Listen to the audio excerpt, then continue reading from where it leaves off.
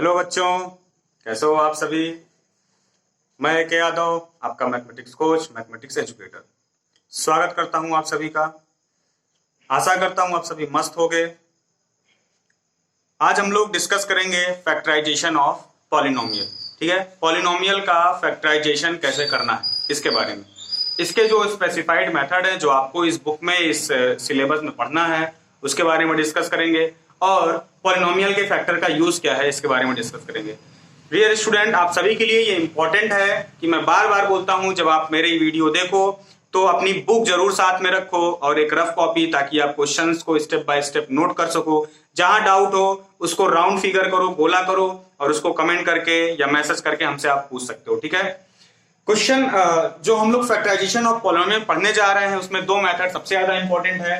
एक है split method, marker मुझे लगता है इंक कम हो गया, दूसरा ले लेता हूं ना। एक है स्प्लिट मेथड और दूसरा है आपका फैक्टर थ्योरम।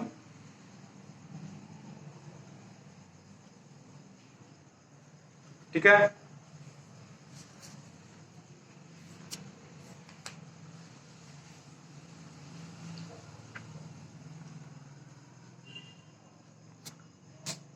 तो अब हम पॉलिनोमियल का फैक्टर करेंगे स्प्लिट मेथड से और फैक्टर थ्योरम से।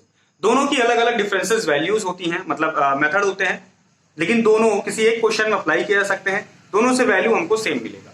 लास्ट टाइम आपको हमने रिमाइंडर थ्योरम पढ़ाया था, कुछ कुछ उसको खोपड़ी में रखना, तो आगे बहुत सी बातें आपको समझ में आएगी। ठीक है, देखो क्या है कि जो फैक्टर थ्योरम है हमारा, जो स्प्लिट मेथड है, दोनों को एक अलग तरीके से हम समझते हैं। एक क्वेश्चन ले लेते हैं, क्वेश्चन उठा लेते हैं।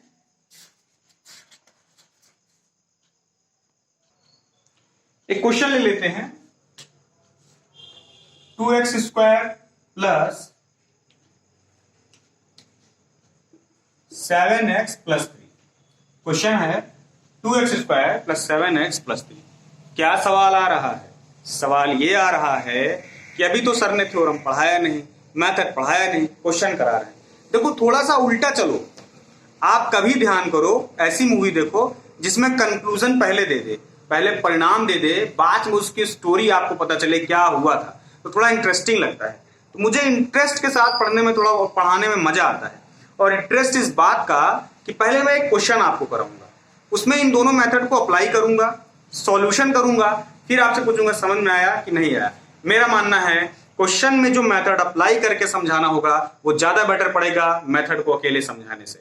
ठीक है, देखिए करते हैं इसको। पहले स्प्लिट मेथड से करते हैं। तो सबसे पहले स्प्लिट मेथड का सबसे पहला जो स्टेप है वो क्या है? पहला स्टेप ये है कि फर्स्ट वाले नंबर को लास्ट वाले नंबर को मल्टीप्लाई करना है। उसके पहले एक बात हम समझ लेते हैं कि जो पॉलिनोमियल होता है उसको जनरल टर्म में हम ऐसा लिखते हैं, ax² plus bx plus c, है ना। तो ये वाला पॉलिनोमियल भी हमारा ऐसा कुछ लिखा है। तो ये मत समझना कि ये कुछ नया है, कंफ्यूज नहीं होना है, अभी हटा देता हूं। अब इसी क्वेश्चन पे आते हैं। तो स्प्लिटिंग मेथड का सबसे पहला स्टेप जो है वो ये है, इन दोनों का मल्टीप्लाई। 2 × 3 क्या मिल रहा है? 6 मिल रहा है। ठीक है, हटा दो सब कुछ और 6 को एक किनारे लिख लो, नंबर 6 याद रखना, सबको याद रहेगा। ठीक है, अब एक बात समझो। अब स्प्लिट का मतलब ही होता है कि विच्छेद कर देना, तोड़ देना बीच में से, समझ रहे हो? आपकी खोपड़ी, इसको यहां से तोड़ देना, स्प्लिट कर देना। लेकिन इस स्प्लिटिंग का कुछ कंडीशन होता है, और वो कंडीशन क्या है कि आपको अपनी खोपड़ी यहां से आरी से नहीं काटनी है। कैसे काटोगे? ठीक है, तो ये एक मजाक है, इसको नहीं फॉलो करना है। स्प्लिट का मतलब क्या है कि हमको इस नंबर को जो है बीच में से ऐसा तोड़ना है कि ऐड करने पे या सब्ट्रैक्ट करने पे, बात ध्यान से समझना, दोनों इंपॉर्टेंट है। ऐड करने पे या सब्ट्रैक्ट करने पे, दोनों कंडीशन में 7 आना चाहिए। ऐड करने पे या सब्ट्रैक्ट करने पे, क्योंकि ये जो रूल है वो ऐड पे भी चलेगा, सब्ट्रैक्ट पे भी चलेगा। हम पर्टिकुलर ऐड सब्ट्रैक्ट अलग अलग नहीं कह सकते हैं, दोनों कहना पड़ेगा, क्योंकि पता नहीं किस क्वेश्चन में किस नंबर को ऐड करना पड़े, किसी को सब्ट्रैक्ट करना पड़े। जब मैं ऐड सब्ट्रैक्ट कहता हूं इसका मतलब समझो। मतलब अगर मुझे नंबर 7 बनाना है तो मैं इस नंबर को कैसे बना सकता हूं? 3 + 4 कर सकता हूं, तो ये एडिशन हो गया, तो इसको बोलते हैं ऐड। तो 3 + 4 करेंगे तो 7 बनेगा। अगर मुझे 10 - 3 करना पड़ा, 10 माइनस 3 तो ये सब्ट्रैक्ट हो गया, तब भी 7 बन रहा है। इसीलिए कहा जाता है ऐड या सब्ट्रैक्ट दोनों में 7 बनना चाहिए। तो ऐड भी करके बना सकते हो 4 प्लस 3, 5 प्लस 2, 6 प्लस 1। वैसे ही सब्ट्रैक्ट करके बना सकते हो 10 माइनस 3, 9 माइनस 2, 8 माइनस 1, 11 माइनस 4, तमाम नंबर।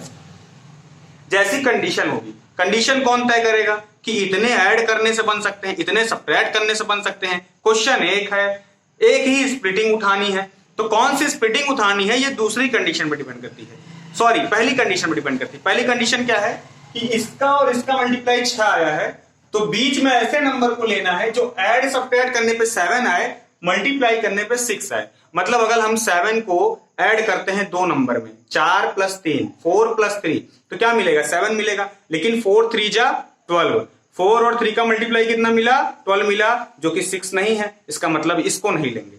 दूसरा कोई पेयर ले लेते हैं 5 2, 5 और 2 का सब एडिशन कितना मिलेगा? 7 मिलेगा। 5 2 जा 10, इसका मल्टीप्लाई हमको 6 नहीं मिलेगा, ये भी खारिज, खत्म।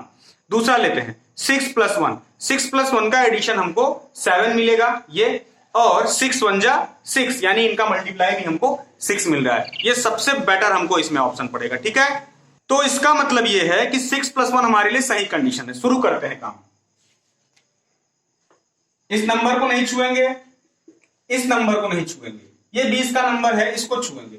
इसको लिखेंगे 6x प्लस 1x। 1x को तो सिंगल में x लिख सकते हो, चाहे 1x लिखो चाहे x लिखो, एक ही बात है।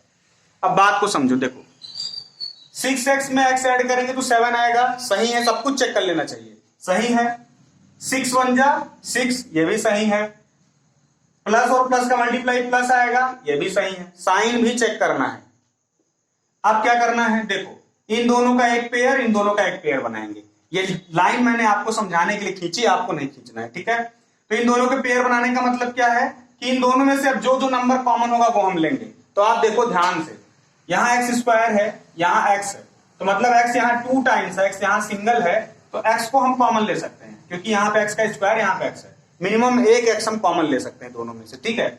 उसके अलावा 2 यहां है, यहां 6 है, तो क्या 2 कॉमन लेने से काम चल सकता है या 6 कॉमन लेने से काम चल सकता है? अगर 6 कॉमन लेंगे तो 6 की टेबल में 2 नहीं आता है, लेकिन अगर 2 कॉमन ले लें तो 2 1 जा 2 जरूर आता है, और 2 3 जा 6 भी आता है, यानी 2 की टेबल में 6 भी आता है।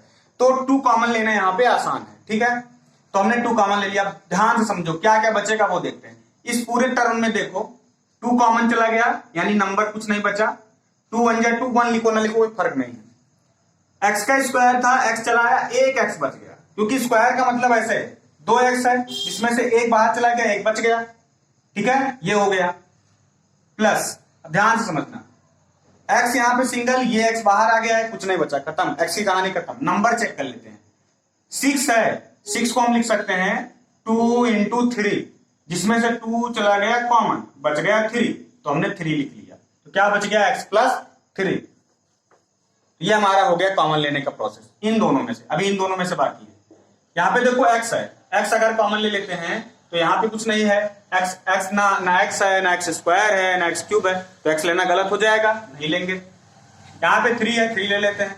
अब यहाँ पे तो 3 है, 3 1 जा 3, 1 आ जाएगा, ठीक है।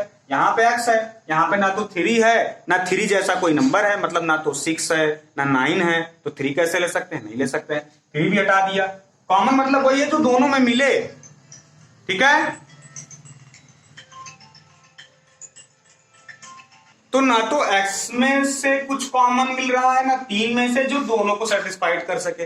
कॉमन का मतलब यह है ऐसा नंबर जो दोनों को सेटिस्फाइड करे या दोनों में कुछ हो उसके जैसा। नहीं है तो क्या काम करते हैं, 1 ले लेते हैं। 1 सब में होता है, 1 सब में होता है, और जब 1 कॉमन लेते हैं तो नंबर ऐसे के ऐसे नोट हो जाते हैं, ठीक है। कोई फर्क नहीं पड़ता है, समझ लो आप मेरी बात को, कोई फर्क नहीं पड़ता है। अब इस केस में क्या है कि ये देखना हमको होगा कि दोनों ब्रैकेट के नंबर सेम बने हैं कि नहीं बने हैं। यहीं से पता चलेगा कि सॉल्यूशन यहां से यहां तक सही हुआ है कि नहीं हुआ। अगर दोनों ब्रैकेट के नंबर सेम है मतलब सॉल्यूशन सही हुआ है। तो ये दोनों ब्रैकेट के नंबर सेम है, मैं यहां वाला डैश भी हटा दे रहा हूं। तो क्या करेंगे, जब दोनों ब्रैकेट के सेम है, प्लस के इधर भी x प्लस 3 है, प्लस के इधर भी x प्लस 3 है, तो हम x प्लस 3 को एक ब्रैकेट में इन दोनों में से कॉमन ले लिया। जब कॉमन ले लिया तो यहां से 2x बच गया, यहां से प्लस में 1 बच गया। ओके, अब हमारे पास एक ब्रैकेट में ये नंबर आ गया, हमारे पास एक ब्रैकेट में ये नंबर आ गया। समझ रहे हो आप बात को? अब हमें क्या करना था, क्वेश्चन क्या कह रहा था कि इनके फैक्टर फाइंड करने हैं, तो हमने फैक्टर फाइंड कर लिया ना। देखो, एक फैक्टर x+3, दूसरा फैक्टर 2x+1। तो अच्छा, एक बात ध्यान से समझना है, फैक्टर कितने बनेंगे, एक बनेंगे, दो बनेंगे या तीन बनेंगे, ये डिपेंड करता है पॉलिनोमियल की डिग्री पे। यहां पे पॉलिनोमियल की डिग्री कितनी है, 2 है, तो दो फैक्टर बन गए। ठीक है, तो स्प्लिटिंग मेथड से ये फैक्टर आपने समझ लिया। मुझे उम्मीद है आपको समझ में आया होगा, बिल्कुल समझ में आया होगा। क्या स्टेप है स्प्लिटिंग मेथड का? सबसे पहले इन दोनों का मल्टीप्लाई करो, नंबर को किनारे लिख लो कहीं दाएं बाएं, फिर बीच वाले को ऐसे ऐड या सब्ट्रैक्ट करो, ऐसे नंबर में तोड़ो कि ऐड या सब्ट्रैक्ट करने पे ये आए, मल्टीप्लाई करने पे ये आए। हो गया, कंडीशन फॉलो हो गई। इन दोनों में से कुछ कॉमन लिया, ब्रैकेट में बचा,